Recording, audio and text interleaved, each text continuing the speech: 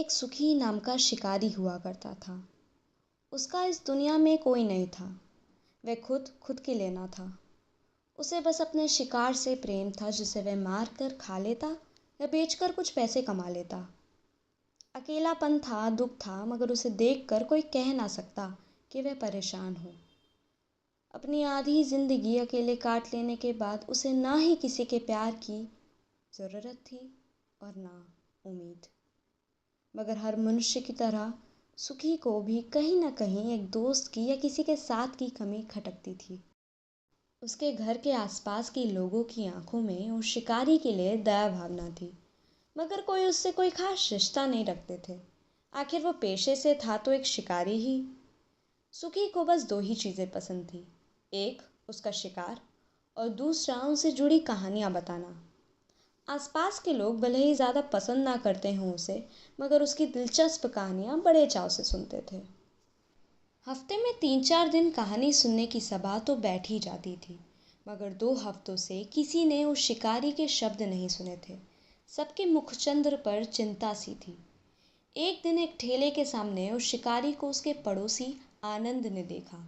देखते ही बोला, अरे ओ व्यास जी, बड़े दिन हो गए पहेली की पहेली सुने। कहाँ व्यस्त रहते हो भैया? कहीं नहीं, वो तो बस ऐसे ही। शिकारी हंसकर बोला। आनंद को उसकी ये बात समझ न आई। इतना खुश वो बहेलिया आज तक न दिखा था। 2 लोगों का खाना पैक कराकर खुशी खुशी जा ही रहा था कि तभी आनंद ने टोका। कितना खाओगे भाई? अकेले मैं थोड़े खाऊंगा, मेरे साथ वो भी तो खाएगा। चेहरे से मुस्कान उतर ही नहीं रही थी उसके। आनंद ने पूछा। वो कौन? तुम तो अकेले रहते हो ना? आनंद के लिए सब बहुत अजीब था। शिकारी का इतना खुश होना और उसका किसी के साथ होना, क्योंकि सुखी एक ऐसा आदमी था जिसके आगे पीछे कुछ व कोई ना था। सुखी ने बोला। अकेले रहता था और मेरे साथ मेरा दोस्त है, मेरा साथी। वो भी एक शिकारी है। नाम पता तो नहीं मालूम, मगर है बड़ा ईमानदार। मेरे साथ रहता है, हमेशा मेरे से बातें करता है। अब मैं अकेला नहीं रहा। आनंद को ये सुनकर अच्छा लगा। शिकारी का अकेलापन सभी को सताता था। शिकारी भला और भोला था। अपने शिकार की कहानियों की जगह उसके मित्र शिकारी की कहानियों ने ले ली थी। बड़े मन से वह अपने दोस्त की बातें बताया करता था। एक दिन वह लोगों को अपने मित्र के शिकार करने का तरीका बता रहा था। आनंद को उसकी कहानियाँ बड़ी पसंद थी। हर बार की तरह इस बार भी कहानियाँ सुनने के लिए वह सबसे आगे बैठा था। मैं सामने से वार करता हूँ, मेरा मित्र जब वार करता है तो पता भी नहीं चलता। मैं अपने शिकार की दिल की धड़कनें बंद करने की कोशिश करता हूँ और वो दिमाग का काम करना बंद कर देता है। मैं खून से लथपथ करता हूँ, वो आंसुओं से। मैं बाहर से घायल करता हूँ, वो अंदर से नोचता है। मैं जब हमला करता हूँ तो शिकार सांस लेना छोड़ देता है, पर जब वो हमला करता है तब उसका शिकार सांस तो लेता है, मगर जीना छोड़ देता है। वे दोनों ही शिकारी थे, मगर दोनों का शिकार करने का तरीका अलग। आनंद ने बड़ी जिज्ञासा से सुखी से पूछा। फिर तुम दोनों में से ज्यादा ताकतवर शिकारी कौन है? सुखी मुस्कुराया और बोला। जो जीतेगा वही होगा असली शिकारी। आनंद भ्रमित होकर चुप हो गया। इस सवाल का जवाब उसे उस दिन तो ना मिल पाया। वैसे तो सुखी की कहानियों में उसके शिकार के सिवा कुछ खास ना होता, मगर जब वो अपने दोस्त की कहानियां सुनाता, वह कुछ अधूरी सी होती। एक बार फिर सुखी बहुत दिनों से किसी को दिखाई ना पड़ा।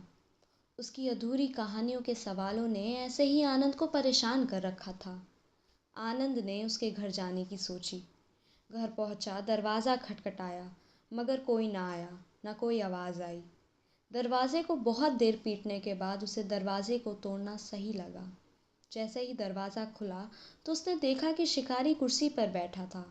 आनंद बोलते हुए सामने आया। जवाब क्यों नहीं दे रहे थे? सामने आया तो देखा पेट पर चाकू घुपा हुआ था। ये देख आनंद चीखा। उसकी चीख सुनकर आसपास के लोग आ गए। सबने ये अनुमान लगाया कि सुखी के शिकारी दोस्त ने उसकी हत्या की और फरार हो गया। मगर घर का सारा सामान ज्यों का त्यों था। लोग उसके शरीर का अंतिम संस्कार करके अपने अपने घर लौट गए। दुख सबको था, मगर शिकारी का सगा कोई नहीं था।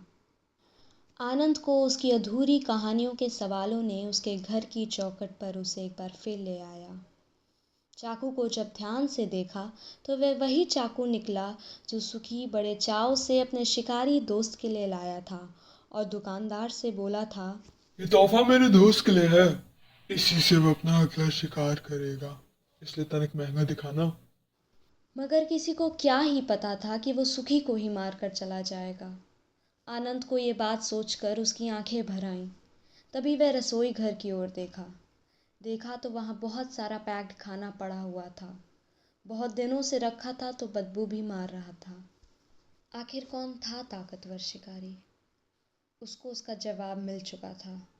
कुछ दिन तक तो वह ये सोच सोच कर बहुत परेशान घूमा, मगर एक दिन उसने भी एक अनजान इंसान से दोस्ती कर ली और उसकी परेशानी हमेशा के लिए मिट गई।